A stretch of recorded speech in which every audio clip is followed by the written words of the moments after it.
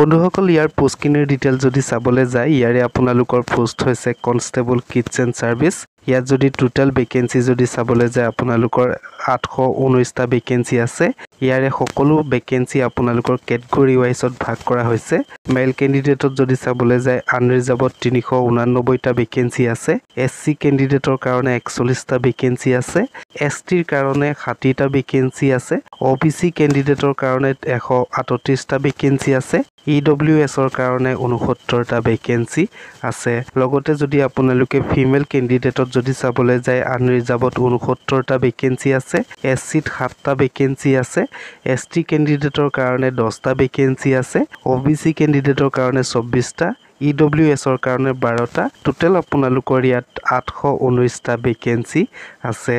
বন্ধুসকল যদি আপোনালোকে ইয়াত আবেদন কৰিব বিচাৰে ইয়াৰে যদি আপোনালোকে বয়সৰ সীমা যদি চাবলৈ যায় ইয়াত আপোনালোকৰ 18 বছৰ বয়সৰ পৰা 25 বছৰ বয়সৰ মাজত যিসকলৰ বয়স হৈছে তেওঁলোকেহে ইয়াত আবেদন জনাব পাৰিব লগতে ইয়াৰ যদি এডুকেশন কোৱালিফিকেশন যদি চাবলৈ যায় আপোনালোকে মেট্ৰিক পাস কৰিব লাগিব মেট্ৰিক যদি আপোনালোকে সিম্পল পাস কৰা আছে তেতিয়া হলে আপোনালোকে সেই পোষ্টখিনিত আবেদন জনাব পাৰিব লগতে যদি আপোনালোকে নেশনাল স্কিল ডেভেলপমেন্ট কৰ্পোৰেচনত যদি আপোনালোকে ফুড প্ৰডাক্টৰ ওয়ান কোৰ্স কৰা যদি থাকে তেতিয়া হলে আপোনালোকে সেই পোষ্টখিনিত অনলাইন জৰিয়তে আবেদন জনাব পাৰিব লগতে অফিচিয়েল নোটিফিকেশন কোন যদি চাব বিচাৰে মোৰ ভিডিও ডেসক্ৰিপচনতে লিংক দিয়া আছে তাত গৈ আপোনালোকে অফিচিয়েল নোটিফিকেশন কোন চাব পাৰিব বন্ধুসকল ইয়াত আবেদন কৰিবলৈ হলে আপোনালোকৰ ইয়াত এপ্লিকেশনৰ মাসুল পৰিশোধ কৰিব লাগিব যদি আপোনালোকে জেনাৰেল ওবিসিৰ পৰা বিলং কৰে বা ক্যান্ডিডেট হয় ইয়াত 100 টকা এপ্লিকেশনৰ মাসুল পৰিশোধ কৰিব লাগিব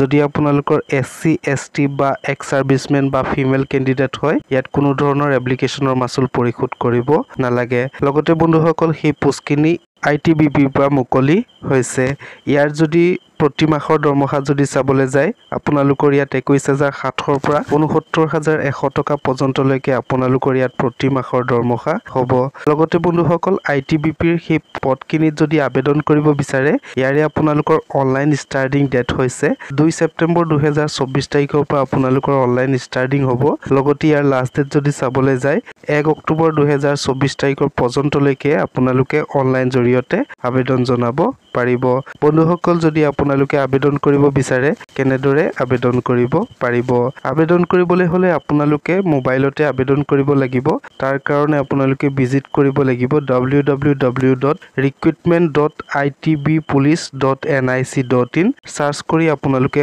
অনলাইন ষ্টাৰ্ট কৰিব পাৰিব বন্ধুসকল মোৰ দ্বাৰা যদি আপোনালোকে অনলাইন কৰাব বিচাৰে তাৰ কাৰণে আপোনালোকে ডেসক্ৰিপচনত কন্টাক্ট নম্বৰ দিয়া আছে তাৰ পৰা আপোনালোকে কন্টাক্ট নম্বৰ কালেক্ট কৰি WhatsAppত কন্টাক্ট কৰিব পাৰিব বন্ধুসকল ইয়াৰ যদি সিলেকশন প্ৰসিডিউৰ যদি চাবলৈ যায় ইয়াৰে আপোনালোকৰ প্ৰথম ফিজিক্যাল এফিচিয়েন্সি টেষ্ট হ'ব লগতে বন্ধুসকল ইয়াত ফাৰ্স্ট ৰানিং হ'ব ৰানিং হোৱাৰ পাছত আপোনালোকৰ ৰিটাৰ্ণ এক্সামিনেশন হ'ব ৰিটাৰ্ণত বন্ধুসকল যদি আপোনালোকে কোৱালিফাই কৰে তাৰ পাছত আপোনালোকৰ ভেৰিফিকেশন আহিব অৰিজিনাল সকলোখিনি ডকুমেন্ট ভেৰিফিকেশন কৰিব লাগিব সো বন্ধুসকল আজিৰ ভিডিওটি ইমানখিনিয়ে মই আপোনালোকক ইনফৰমেশন কিনি দিলো যদি ভিডিওটো চাই ভাল লাগিলে প্লিজ লাইক কৰি দিয়ক শেয়াৰ কৰি দিয়ক লগতে বন্ধুসকল কমেন্ট কৰি জনাব ইনফৰমেশনটো পাই কেনেকুৱা পালে ধন্যবাদ